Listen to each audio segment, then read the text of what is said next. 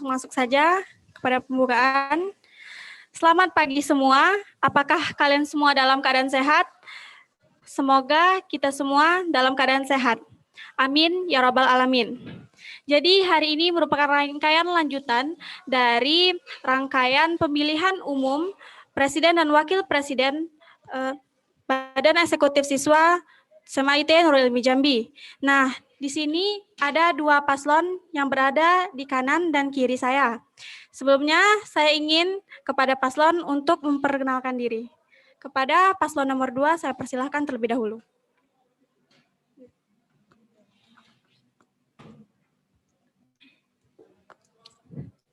Assalamualaikum warahmatullahi wabarakatuh. Waalaikumsalam warahmatullahi wabarakatuh. Perkenalkan, nama saya Naila Autar, calon Presiden Badan Eksekutif Siswa.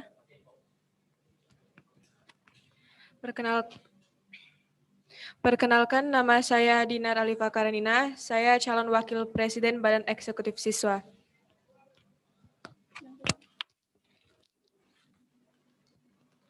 Selanjutnya, paslon nomor urut 3, saya persilahkan.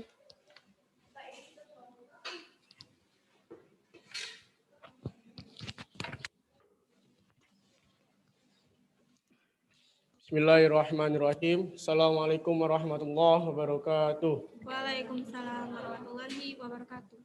Perkenalkan, nama saya Muhammad Lutfi Alfansuri, calon Presiden Badan Eksekutif Siswa Masa Bakti 2020-2021.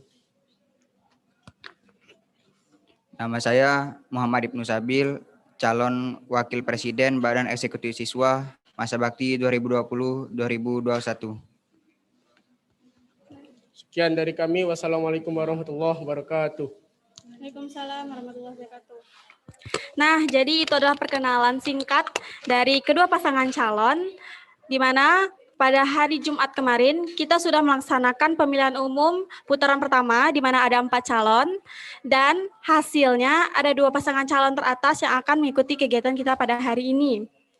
Adapun agenda kita pada hari ini yaitu ada 2. Yang pertama, kita akan mengambil nomor urut. Setelah kita mendapatkan nomor urut dan akan dilanjutkan dengan orasi. Saya akan membacakan sedikit mekanisme dari nomor urut. Jadi dalam nomor urut nanti akan ada sebuah undian dalam kotak, yaitu nomor 1 dan nomor 2. Setelah diundi dan sudah didapatkan nomor 1 atau 2, nomor tersebut akan digunakan untuk pemilihan umum selanjutnya dan untuk urutan orasi pada hari ini. Jadi mohon kepada panitia untuk membawa undian ke depan.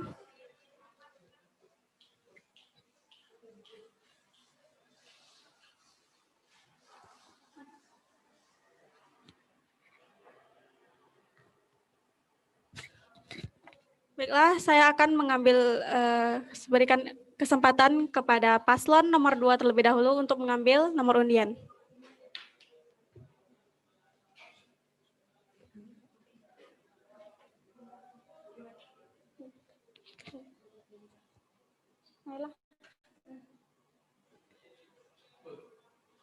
Kita akan buka sekarang.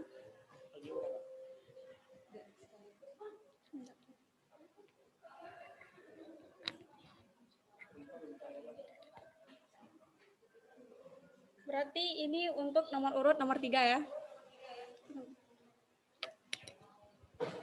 Untuk nomor urut 2, yaitu pasangan Naila dan Dinar, mereka mendapatkan nomor urut 2. Jadi nanti orasi mereka akan mendapatkan nomor 2 ya.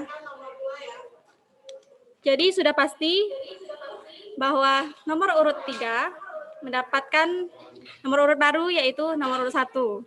Jadi nanti orasi akan dilakukan pertama oleh nomor urut 1, yaitu pasangan Lutfi dan Sabil, dan dilanjutkan oleh pasangan nomor urut 2.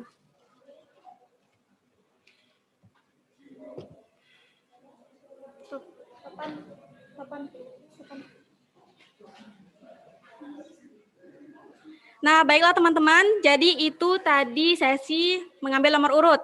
Sekarang kita akan lanjut ke sesi yang kedua, yaitu orasi, yaitu yang kita tunggu-tunggu. Pertama, saya terlebih dahulu mekanisme kita pada hari ini. Yang pertama, infokan kepada tiap paslon terdapat tiga tema yang telah kami bincangkan dengan panitia dan juga guru, dan hasil tersebut kami minta kepada tiap pasangan calon untuk memilih salah satunya. Nah, untuk nomor urut 1, mereka memilih tema yang kedua, yaitu pemuda sebagai garda terdepan dalam kebangkitan NKRI menuju bangsa yang mandiri dan berdaya saing tinggi. Adapun untuk nomor urut 2, mereka memilih C, yang A maksudnya, kontribusi moralitas agama di dalam membangun peradaban bangsa pada era digital. Nah, jadi saat ini mereka akan berorasi tentang tema yang telah kami bacakan. Waktu dari orasi pada hari ini yaitu 5 menit maksimal. Setelah pasangan pertama orasi, maka akan ada 2 orang panelis, yaitu Ketua OSIS yang lalu, yaitu Ramzi dan Taufan, akan memberikan 1 pertanyaan terhadap orasi yang telah dilakukan oleh paslon. Dan tentu akan dijawab oleh Capres. Setelah itu akan diberikan waktu bagi panelis ataupun maksud saya audiens di rumah melalui chat. Kalian bisa mengirimkan chat dan bertanya tentang yang telah dibahas dalam orasi pada tiap paslon. Akan diberi 2 pertanyaan, jadi tidak bisa lebih dari 2. Nanti akan dibacakan pertanyaan apa yang telah dikirimkan oleh para audiens. Sekarang kita masuk langsung saja ke paslon nomor 1, yaitu Lutfi akan berorasi tentang tema yang telah ditentukan. Kepada Lutfi, saya persilakan.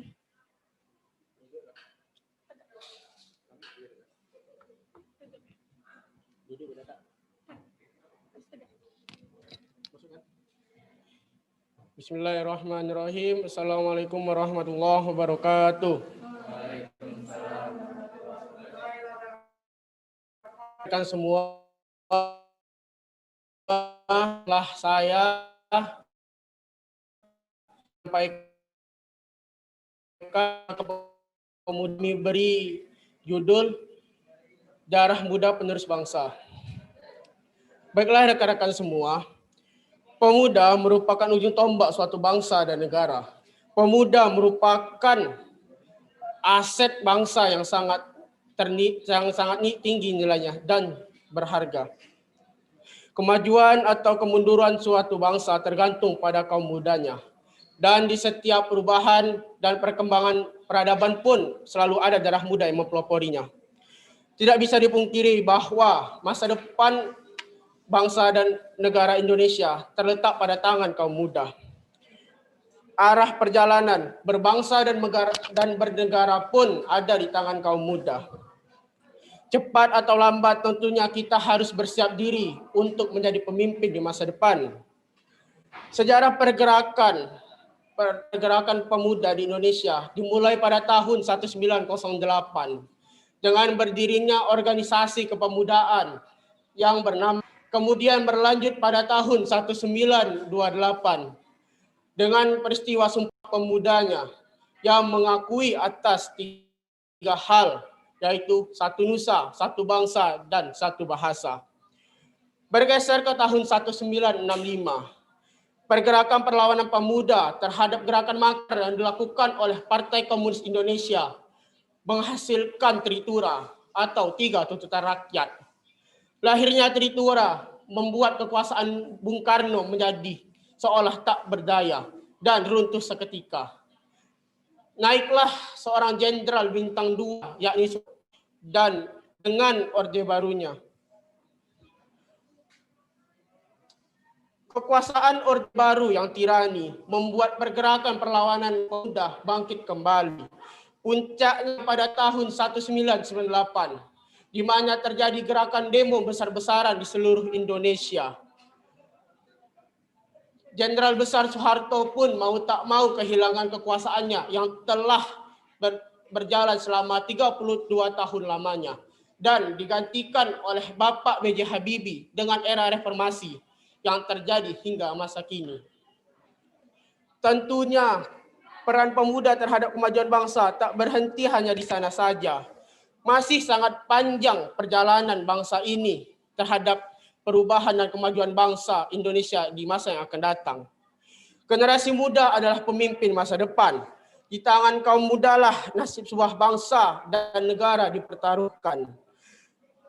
Dengan adanya semangat dan kemampuan untuk membangun bangsa, insya Allah bangsa ini ke depan akan maju, damai dan perkasa di kancah dunia. Dengan adanya semangat, oleh karena itu, kemampuan, marilah kita semua mempersiapkan diri untuk meneruskan tongkat estafet yang telah diberikan oleh generasi yang lalu. Oleh karena itu, marilah kita semua mempersiapkan diri untuk meneruskan. Kita sebagai pemuda harus memiliki sigap oleh karakter dasar, marilah kita semua perubahan dan terobosan, yakni meneruskan. Kita sebagai pan revolusioner harus berintegritas dan berintelektual. Karakter dasar, kita juga sebagai generasi muda harus banyak membaca, banyak berdiskusi dan banyak melakukan kegiatan positif lainnya agar ketika juga sebagai generasi muda dapat terbanyak secara alami banyak berdiskusi dan banyak melakukan para sisi kegiatan dari kami agar apabila terdapat kekurangan sudut-sudut dari kami dan kelebihan itu hanya milik Allah semata. Dan banyak melakukan. Wassalamualaikum warahmatullahi wabarakatuh. Agar apabila terdapat kekurangan sudut-sudut dari kami dan kelebihan itu hanya milik Allah. Dan banyak melakukan. Wassalamualaikum warahmatullahi Itulah tadi orasi yang sangat luar biasa dari paslon nomor 1. Saya minta kepada panelis untuk memberikan satu pertanyaan terkait orasi tersebut. Itulah tadi orasi yang sangat luar biasa dari paslon nomor 1. Saya minta kepada panelis untuk memberikan satu pertanyaan terkait orasi tersebut. Itulah tadi orasi yang sangat luar biasa dari paslon nomor 1. Saya minta kepada panelis untuk memberikan satu pertanyaan terkait orasi tersebut. Itulah tadi orasi yang sangat luar biasa dari paslon nomor 1. Saya minta kepada panelis untuk memberikan satu pertanyaan terkait orasi tersebut. Itulah tadi orasi yang sangat luar biasa dari kepada paslon nomor urut 1 berdasarkan orasi yang telah disampaikan mengenai pemuda kepada suatu bangsa. Paslon nomor urut 1. Saya ingin bertanya satu hal kan orasi yang telah disampaikan menurut Anda sekalian pemuda kepada suatu bangsa. Paslon nomor urut 1. Saya ingin bertanya satu hal, peran pemuda dalam suatu bangsa adalah sesuatu yang sangat besar dan sesuatu yang sangat berpengaruh. Saya ingin bertanya peran pemuda dalam suatu bangsa adalah sesuatu yang sangat besar dan sesuatu yang sangat berpengaruh yang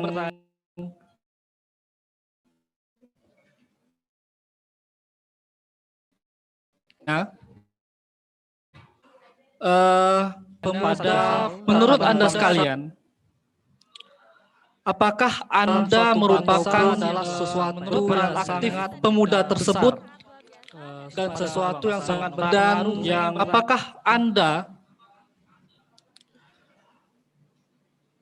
mempunyai sifat-sifat yang seperti Anda sebutkan tadi menurut Anda sekalian, dan menurut Anda apakah bukti apa yang telah Anda lakukan kepada kami semua dan kepada bangsa bahwa Anda telah melakukan hal tersebut sehingga Anda layak untuk menempati dan melanjutkan estafet kepemimpinan OSIS tahun lalu.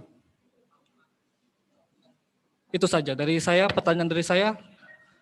Semoga kita semua mendapatkan jawaban yang kita harapkan. Terima kasih kepada paslon nomor urut 1 untuk silakan menjawab. Tes. Baiklah, menanggapi pertanyaan dari Abang Ramzi tadi, ada beberapa pertanyaan yang kami tangkap. Yang pertama, apakah kami berdua sudah memiliki 3 sifat dasar yang kami sebutkan tersebut? Tentunya kami berdua ini berusaha untuk menggapainya. Oleh karena itu, di akhir orasi saya tadi, kami mengimbau untuk kita semua untuk banyak membaca, banyak berdiskusi, dan banyak melakukan kegiatan positif lainnya. Karena itu adalah cerminan atau apa yang kami lakukan untuk mendapatkan 3 karakter dasar tersebut. Saya kira dapat kita dipahami. Selanjutnya adalah pertanyaan yang kedua. Apa yang telah kami lakukan terhadap bangsa ini dan apa yang ingin kami lakukan ke depannya? Tentunya kami berdua memiliki cita-cita yang sangat panjang untuk bangsa ini. Dan apa yang sudah kami lakukan adalah dengan cara berpikir maju ke depan dengan bukti kami itu sering berdiskusi dengan teman-teman yang lain, maupun itu siswa SMA, mahasiswa ataupun pemuda lainnya. Seperti yang kita ketahui bahwa untuk anak SMA sendiri, untuk melakukan perubahan guna mewujudkan bangsa Indonesia yang maju serta mandiri dalam segala aspek kehidupan, itu sangatlah tidak mudah. Oleh karena itu, sumbangsi kami adalah ingin mengajak semuanya agar kita juga ikut berdiskusi dan berorganisasi maupun di sekolah ataupun di luar lingkungan sekolah. Oke, baiklah itu tanggapan dari kami. Lebih kurangnya kami mohon maaf. Terima kasih. Ya, terima kasih kepada jawaban yang telah diberikan oleh pasangan paslon 1 tadi dari pertanyaan panelis. Nah, sekarang menurut saya itu sudah bisa menjawab dari pertanyaan panelis. Selanjutnya saya akan membacakan pertanyaan dari audiens. Ini khusus dijawab untuk cawapres ya. Ya. Nah, jadi begini. Pada era saat ini, pemuda banyak melakukan pergaulan bebas, mempunyai sifat konsumtif, bukannya produktif.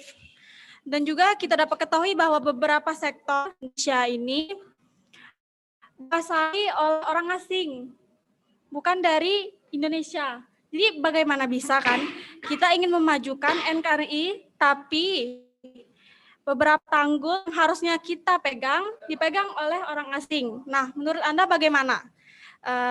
Pendapat Anda dengan keadaan yang seperti ini, kita bisa menguasai negara kita sendiri. Saya mohon jawabannya.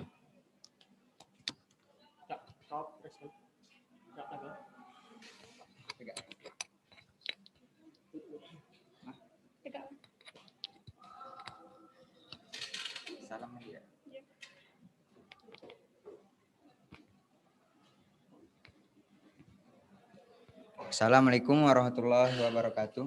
Waalaikumsalam warahmatullahi wabarakatuh.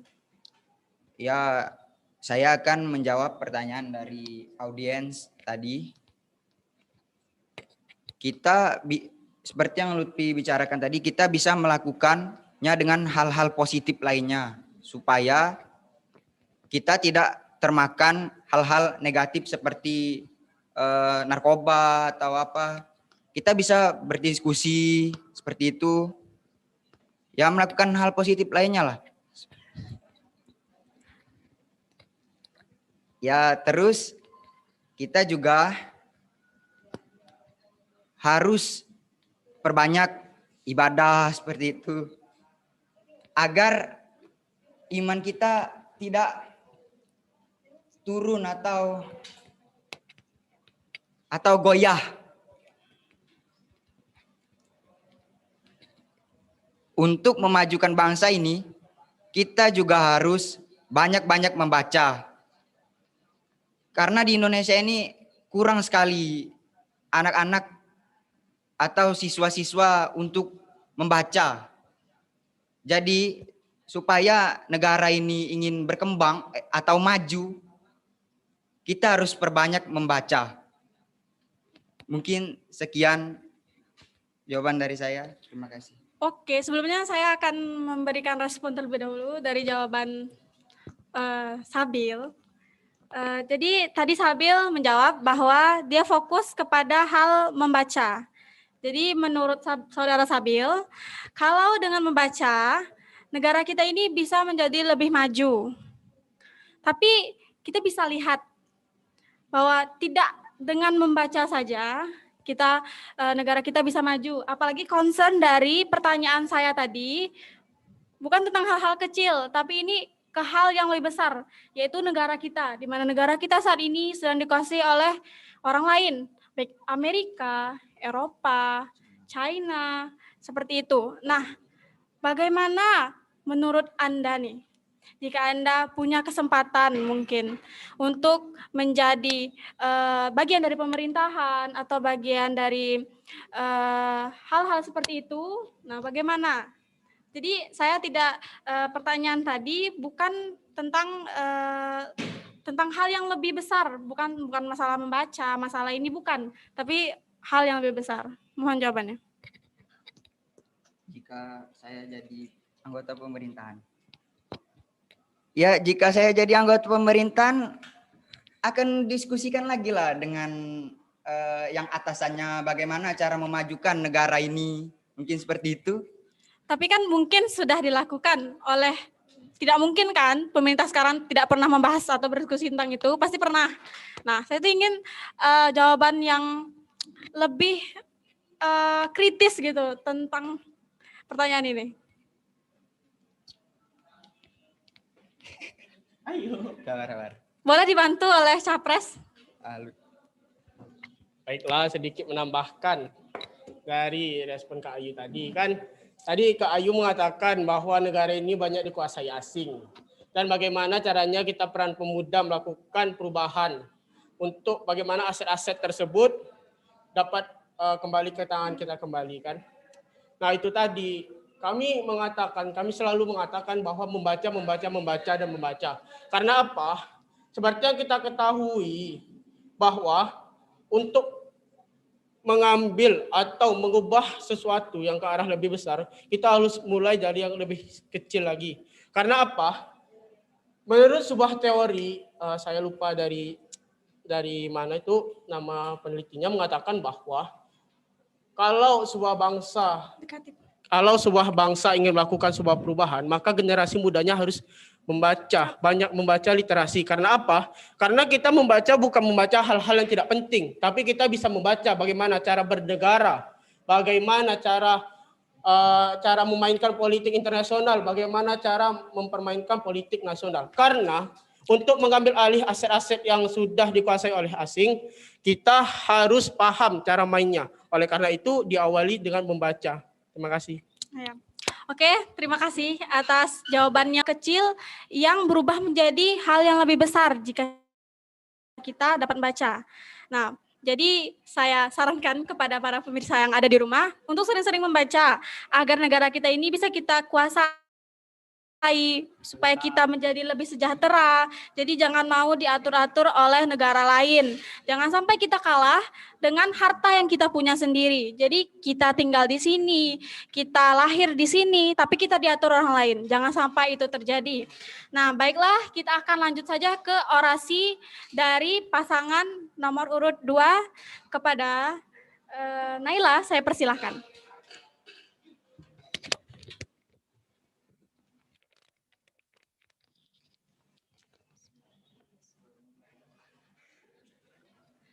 Assalamualaikum warahmatullahi wabarakatuh.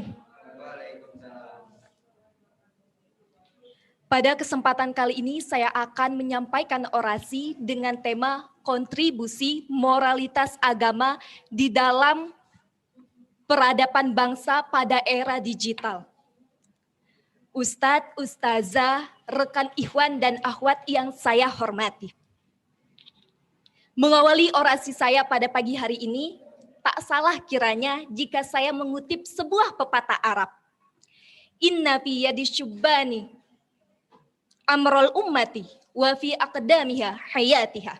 Yang artinya, sesungguhnya di tangan para pemuda lah urusan-urusan umat dan pada kaki-kaki mereka lah terdapat kehidupan umat. Pepatah ini menjelaskan bahwa generasi muda adalah tulang punggung dan harapan dari peradaban bangsa dan agama. Benar kan? Di era globalisasi sekarang, bukan hanya teknologi yang harus kita kembangkan. Bangsa ini bukan hanya perlu membangun gedung-gedung yang menjulang tinggi, akan tetapi bangsa ini harus membangun moral dan etika, itu yang lebih terpenting.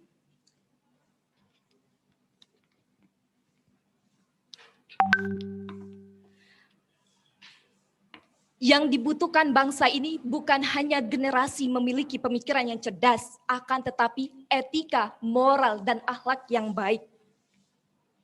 Ketika seseorang memiliki moralitas agama yang baik, maka akan santun dalam berbahasa, bijak dalam bertindak, dan tentunya ketika dipercaya memegang sebuah tanggung jawab, tidak akan berlaku zolim dan khianat terhadap amanah yang telah dipikulkan di atas pundaknya.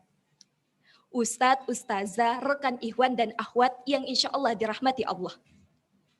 Sultan Muhammad Al-Fatih di usianya yang ke-21 tahun. Di usia beliau yang masih sangat muda.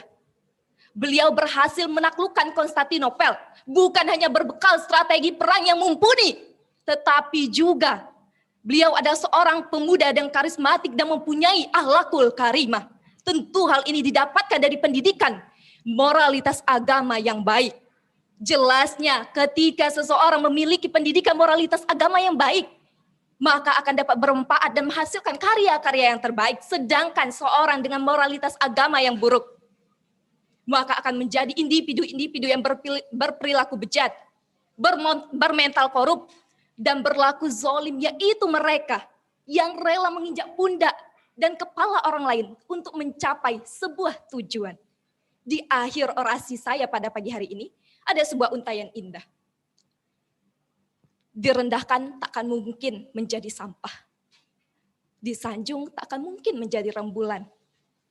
Maka dari itu, jangan terlalu pedulikan omongan orang, karena setiap orang membacamu dengan pemahaman dan pengalaman yang berbeda. Tetaplah berbuat baik selama engkau masih berada di jalan kebenaran, meski terkadang kebaikan tak selalu dihargai. Tak perlu menjelaskan tentang dirimu kepada orang lain, tak perlu repot-repot, karena mereka yang menyukaimu tak butuh itu, dan mereka yang membencimu tak percaya itu. Bersama kami, mari wujudkan impian dan hadirkan perubahan. Mohon maaf, terima kasih. Wassalamualaikum warahmatullahi wabarakatuh. Waalaikumsalam warahmatullahi wabarakatuh. Jadi itulah orasi yang sangat bagus dari paslon nomor 2. Selanjutnya, saya akan memberikan kesempatan kepada panelis untuk memberikan pertanyaan, sama seperti tadi. Kepada panelis, saya persilakan.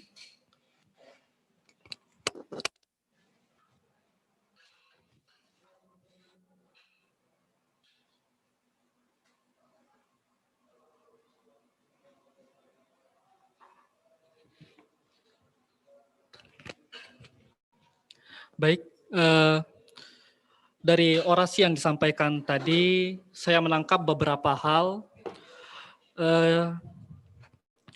Ada beberapa hal yang disinggung, dan saya ingin bertanya tentang apa yang Anda singgung tadi, yaitu etika, moral, dan sebagainya. Seperti yang Anda ketahui, moral bangsa ini, terutama pemudanya, memang telah menurun drastis. Tidak usah jauh-jauh, kita ambil bangsa atau negara. Kita ambil contoh yang paling dekat, yaitu di kawasan kita sendiri, SMA IT Nurul Ilmi. Menurut Anda, apakah moralitas siswa SMA IT Nurul Ilmi sudah begitu baik?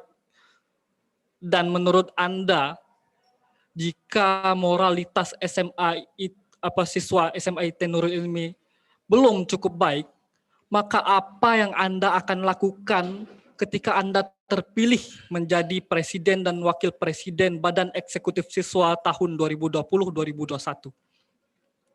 Selanjutnya, apakah Anda yakin Anda bisa untuk mengontrol dan merubah moralitas siswa, etika siswa, etika terhadap guru, etika berbicara, moralitas agama mereka? Apakah Anda yakin Anda bisa merubah dan mengajak mereka semua menuju jalan yang lebih baik? Dan terakhir, saya ingin bertanya bahwa menurut Anda, apakah yang akan Anda lakukan jika diskriminasi wanita terjadi? Karena sama-sama kita paham dan sepakat bahwa diskriminasi tersebut adalah suatu diskriminasi adalah bentuk dari kekurangan moralitas suatu badan, sesuatu badan atau anggota organisasi ataupun sekelompok orang. Mungkin itu saja. Dan silahkan dijawab, dan semoga kita semua mendapatkan jawaban apa yang kita inginkan sehingga kita bisa mengetahui apa yang akan Anda lakukan terhadapnya. Terima kasih.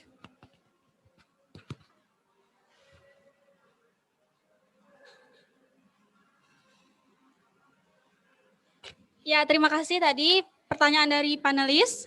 Saya berikan kesempatan kepada Capres untuk menjawab pertanyaan dari panelis.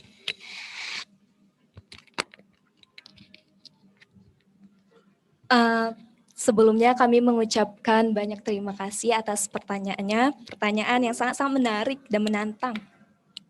Jadi tadi ditanyakan apakah apakah moral siswa SMA IT Nurul Ilmi sudah baik, dan jika belum, apa langkah kami? Jadi sebenarnya sekolah ini adalah sekolah dengan basic pendidikan agama. Di sini, di sekolah ini kita ditekankan tentang pentingnya akhlak, pentingnya moral, pentingnya etika. Sopan santun itu sudah dari dulu diajarkan di sekolah ini. Jadi bagaimana seandainya belum terwujud? Di sini sebelumnya kami akan berusaha menjadi contoh tauladan bagi teman-teman semua. Di sini kita sama-sama belajar. Sama-sama untuk berusaha mewujudkan dengan sebenar-benarnya adanya moralitas itu. Karena memang sudah disampaikan, akhlak itu sangat penting bagi kemajuan bangsa ini. Banyak orang pintar tidak berakhlak, hasilnya mental korup dan lain sebagainya. Insya Allah kami tidak bisa menjanjikan, memang betul tak ada orang yang benar-benar yakin dapat melakukannya, tapi kami tentunya akan berusaha dengan semaksimal mungkin. Apapun itu, kami akan berusaha dengan semaksimal mungkin, dimulai dari diri kami sendiri. Lanjutkan dengan teman-teman, pelan-pelan dirangkul dan lain sebagainya demi terwujudnya visi dan misi sekolah. Saya rasa itu dapat menjawab pertanyaan sebelumnya. Selanjutnya mengenai diskriminasi wanita, diskriminasi perempuan. Ini pertanyaan klasik, pertanyaan yang terus-menerus ditanyakan. Bagi kami, ketika moralitas agama, ketika akhlak sudah baik, insya Allah ke depannya tidak akan ada lagi hal-hal yang seperti itu, tidak akan ada lagi dipertanyakan. Apakah perempuan mampu? Nyatanya, perempuan itu berperan besar. Ingat Siti Khadijah, pada zamannya itu adalah figur wanita yang sangat berpengaruh pada dunia Islam. Selanjutnya kita berlanjut ke Indonesia, ke zaman-zaman dahulu, yang mana RA Kartini, emansipasi wanita. Sudah ada bukti, tidak perlu dipertanyakan. Di zaman ini, mungkin pertanyaan ini perlu ditanyakan kepada Ibu Susi Pujiastuti, atau mungkin kalau tidak puas boleh ditanyakan sama Ibu Megawati yang memang terbukti kepemimpinannya mendominasi negeri ini. Jadi mengenai diskriminasi wanita, apapun itu bentuknya, terima kasih, insya Allah kami akan berusaha. Kami seorang perempuan, karena seorang perempuan pada dasarnya mempunyai pemikiran yang jauh sistematis, multi talenta, tak perlu ditanyakan ingin menjadi ibu rumah tangga atau wanita karir. Banyak sudah buktinya. Jadi kami rasa ke depannya ketika kami menjabat, kami akan tetap berkontribusi dengan tim inti yang lain, yang mungkin Ikhwan yang akan mengkoordinasi teman-teman Ikhwat lainnya. Jadi begitu mungkin cukup. Terima kasih. Mohon maaf apabila ada kesalahan. Assalamualaikum warahmatullahi wabarakatuh. Waalaikumsalam warahmatullahi wabarakatuh. Nah, tadi itu jawaban dari pertanyaan panelis yang ditujukan kepada paslon nomor 2.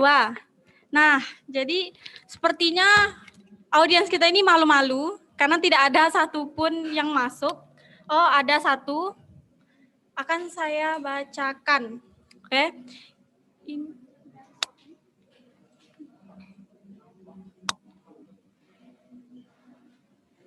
Nah, saya akan bacakan nih. Ada satu orang, Sagif atas nama Sagif. Assalamualaikum warahmatullahi wabarakatuh. Tapi itu pertanyaannya sudah dijawab. Sama enggak sih, Kak? Kita bacakan terlebih dahulu ya. Maaf Kak, saya ingin bertanya. Sebelumnya tadi dalam orasinya disampaikan yang terpenting adalah akhlak, akidah, dan moral yang baik. Lalu saya ingin bertanya bagaimana atau hal apa yang harus kita lakukan khususnya semisal dalam lingkungan sekolah saja agar bisa beberapa hal tersebut bisa dipegang atau dilaksanakan oleh siswa-siswinya. Nah, menurut kakak ini ada bedanya sedikit dari pertanyaan. Soalnya ini lebih kepada bagaimana moral, akidah, akhlak ini bisa dipegang teguh. Jadi lebih kepada peraturannya yang, nah itu saya berikan waktu untuk menjawab bagi cawapresnya.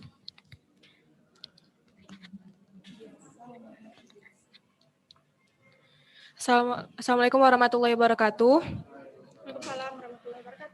Pertama, terima kasih pertanyaannya dari audiens. Pertama, saya ingin menegaskan sebenarnya jika berbicara soal akhlak itu tidak bisa hanya diserahkan kepada teman, guru, sekolah, atau mungkin badan eksekutif siswa.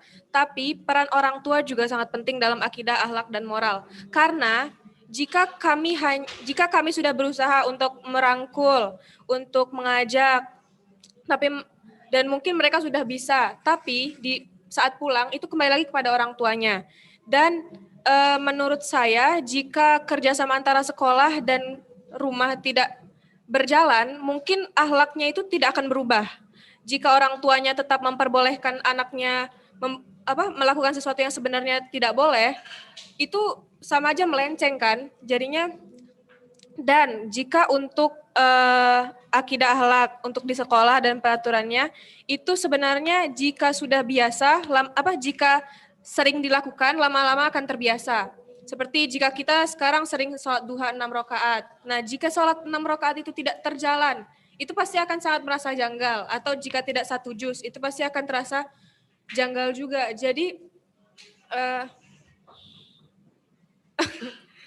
menurut saya akhlak, akidah, moral juga harus dilakukan kerjasama antara sekolah dan rumah dan juga dari teman-temannya agar bisa merangkul untuk menjadi yang lebih baik. Sekian, terima kasih. Terima kasih. Nah, tadi itu jawabannya. Jadi menurut saudara Dinar bahwa pendidikan orang tua atau pendidikan di rumah itu menjadi faktor lain selain pelajaran di sekolah, gitu ya. Nah, selanjutnya kita lanjut saja karena pertanyaan itu menurut saya sudah terjawab. Ini ada pertanyaan untuk paslon nomor 2. Jadi begini, Islam pada awal-awal keislaman dulu, waktu masa Umar bin Khattab, terus Abu Bakar, itu merupakan pemerintahan yang terbaik, kita bisa dibilang. Kalau dalam lingkup Islam itu merupakan yang terbaik. Nah, kalau dibanding dulu sama sekarang, dulu itu pendidikan kayak pesantren, pendidikan agama Islam tuh dikit sekali. Dibandingkan sama sekarang. Sekarang udah ada SIT, udah ada pesantren banyak. Nah, tapi kebanyakan nih orang yang awalnya mungkin anak pesantren, ketika udah masuk pemerintahan, tetap aja korupsi, tetap aja melakukan hal-hal yang seharusnya nggak boleh dilakukan oleh seorang muslim nih. Nah, bisa dibilang seperti itu. Gimana nih? Apa yang membuat luntur dan apa yang harus dilakukan? Karena kalau kita pasti untuk beberapa tahun ke depan gitu kan, untuk persiapan. Banyak juga nih kawan teman-teman kita yang mungkin ibaratnya bagus, ini bagus, tapi nggak mau jadi pemimpin. Jadi mau jadi rakyat aja. Jadi gimana mau berubah misalnya? Kalau masih banyak orang yang nggak mau jadi pemimpin. Bagus moralnya, bagus akhlaknya, tapi nggak mau jadi pemimpin. Malah yang tidak punya, bisa dibilang tidak punya ataupun kurang dalam beberapa hal, itu malah yang jadi pemimpinnya kan. Nah, gimana sih menurut Cawapres tentang pernyataan kakak tadi? Baik, terima kasih pertanyaannya Kak Ayu. Menurut Dinar, kalau soal itu, menurut Dinar kembali lagi kepada imannya, kembali lagi kepada tujuannya dia masuk pesantren. Jika dia masuk pesantren hanya karena orang tua, tapi tidak diniatkan sendiri, sebenarnya mungkin ada yang masuk dengan orang tua terus dia berubah jadi benar-benar baik. Tapi ada juga yang tidak ikhlas, tidak ada keikhlasan di hatinya untuk melakukan kebaikan. Nah, itu menjadi faktor kenapa dia melakukan korupsi saat dia sudah dewasa atau melakukan kejahatan lainnya. Dan untuk di Indonesia pun, menurut Dinar, hukuman untuk orang korupsi pun tidak terlalu berat. Jadi mungkin mereka menganggap ringan.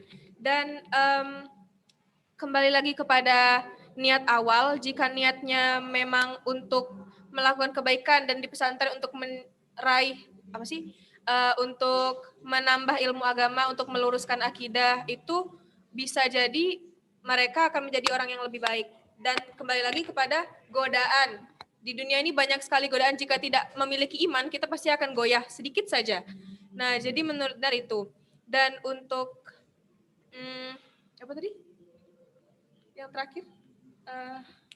Banyak yang belum mau jadi pemimpin. Oh iya. Itu mungkin susah dirubah ya, karena tekad orang tuh berbeda-beda. Memang ada yang dia nih akhlaknya bagus, ibadahnya bagus, tapi tidak mau jadi pemimpin. Itu menurut Dinar, menurut dia mungkin dia takut goyah atau takut tidak amanah. Tapi menurut Dinar, itu menjadi suatu pelajaran. Jadi coba aja dulu, karena kan kita nggak tahu ke depannya bagaimana, dan cobalah untuk melakukan kebaikan di kedepannya. Jangan sampai terbesit di hatinya untuk melakukan sesuatu yang tidak diperbolehkan oleh Allah. Sekian, terima kasih. Ya, Masya Allah sekali ya jawabannya. Tadi sudah dijawab. Nah, ini ada nih pertanyaan dari studio. Bisa ditarik ke atas? Assalamualaikum. Bertanya nih, apa ide yang ditawarkan oleh paslon dalam pengembangan karakter di sekolah yang bisa bekerjasama dengan pihak sekolah? Mohon dijawab.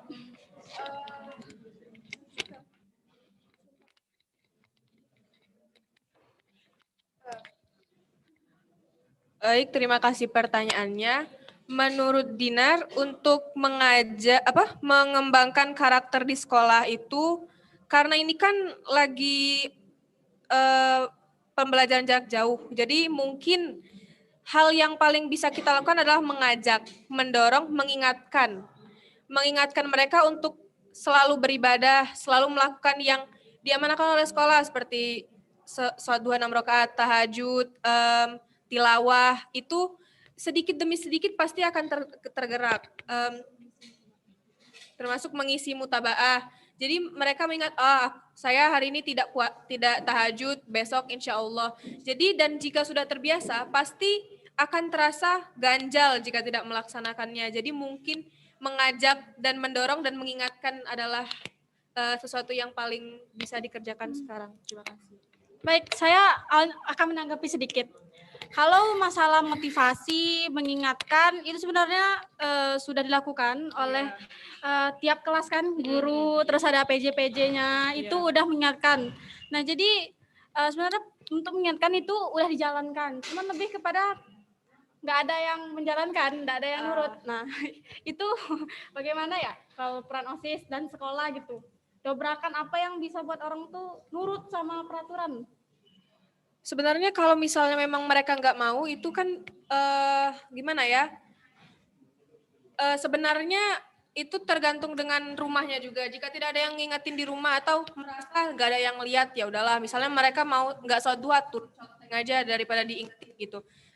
Jadi menurut Dina itu kembali kepada orang tuanya yang mengingatkan di rumah. Karena kan kita lagi sekolah di rumah. Jadi peran sekolah ke orang tua itu penting. Jadinya contohnya Dinar kalau di rumah itu selalu terjaga karena ada orang tua yang selalu mengingatkan. Nah, seperti itu juga harusnya ada kerjasama dengan orang tua dan sekolah untuk mengingatkan juga. Ya, terima kasih ya Dinar atas jawabannya, luar biasa sekali. Nah, sebenarnya pertanyaan ini ditujukan kepada kedua pasangan calon. Ini dari permintaan khusus dari kepala sekolah kita. Bacakan aja. Udah. Nah, saya persilakan kepada paslon 1 untuk menjawab.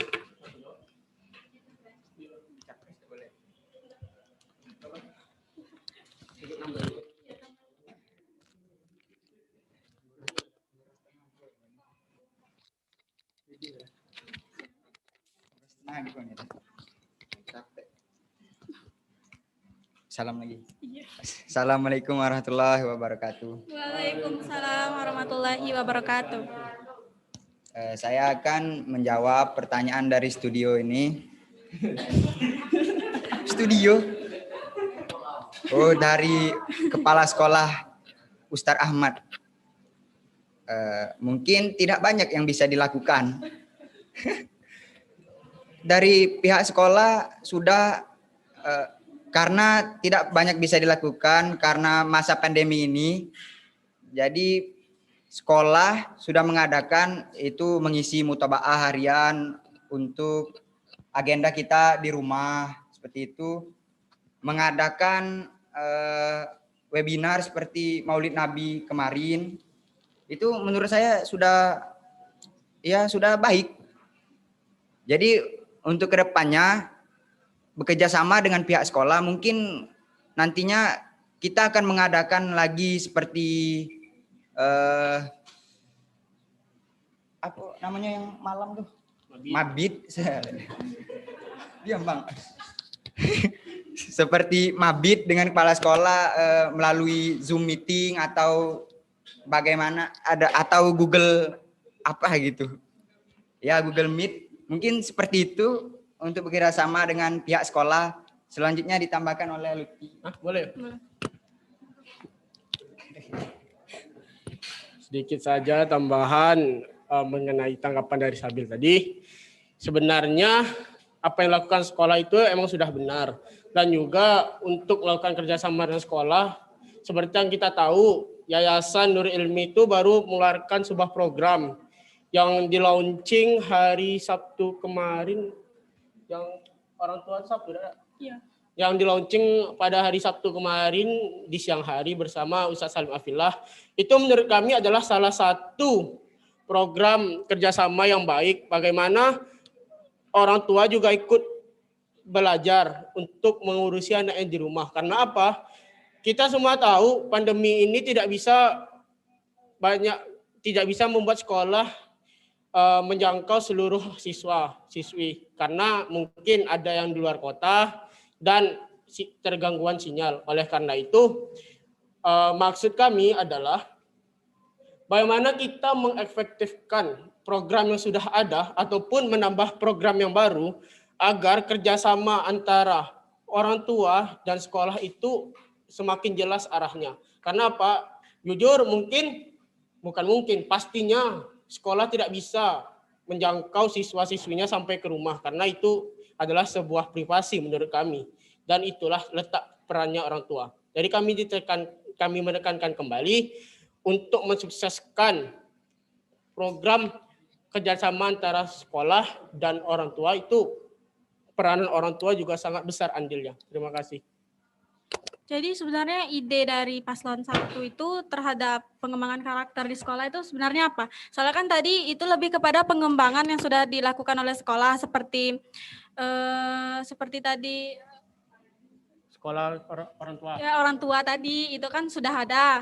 Jadi apa sih ide baru dari paslon 1? Mengenai ide baru tentunya kita harus juga mengkaji program yang sudah ada. Karena tadi kami mengatakan bahwa kita harus pertamanya mengembangkan dulu dan mengefektifkan program yang sudah sekolah buat. Seperti program untuk orang tua tadi.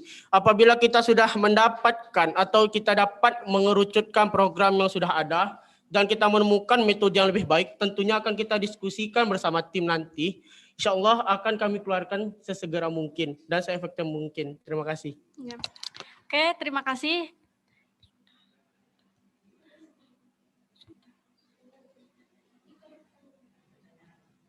Sudah ditanya tadi? Sudah dengar kalian?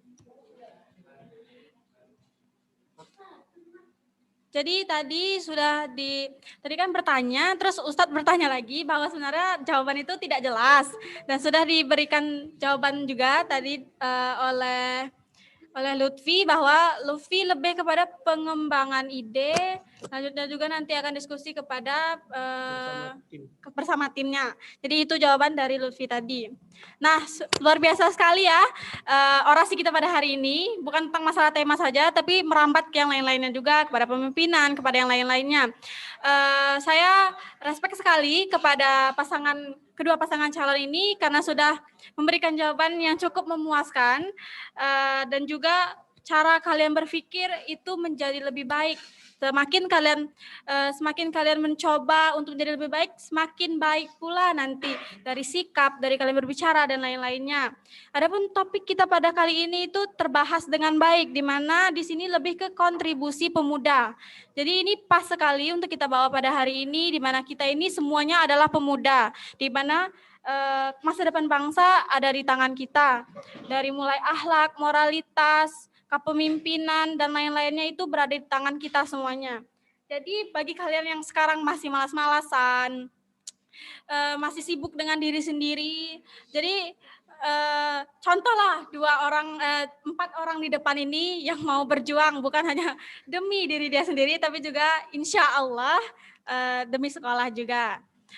Kakak harap dua pasangan calon ini siapapun yang terpilih merupakan yang terbaik yang dipilihkan oleh Allah, dan juga untuk pemilihan selanjutnya akan diinfokan oleh panitia KPU. Semoga tidak ada yang golput, tidak ada yang curang dan lain-lainnya, karena di sini modal kejujuran merupakan modal yang paling mendasar dalam Islam. Jangan sampai ada yang curang gitu ya. Nah, begitulah tadi acara kita. Alhamdulillah berjalan dengan baik dari mulai sesi pertama, sesi kedua, dan lain-lainnya. Tentunya ada beberapa kesalahan dan kekurangan. Saya mohon maaf kepada Allah Subhanahu wa taala karena sebenarnya kesalahan itu berasal dari diri saya sendiri dan semua kebenaran itu berasal dari Allah Subhanahu wa taala. Sebelumnya saya mau undur diri, saya Dewi Ramadini sebagai moderator. Terima kasih atas perhatiannya. Kita akhiri dengan wabillahi taufiq wal hidayah. Wassalamualaikum warahmatullahi wabarakatuh.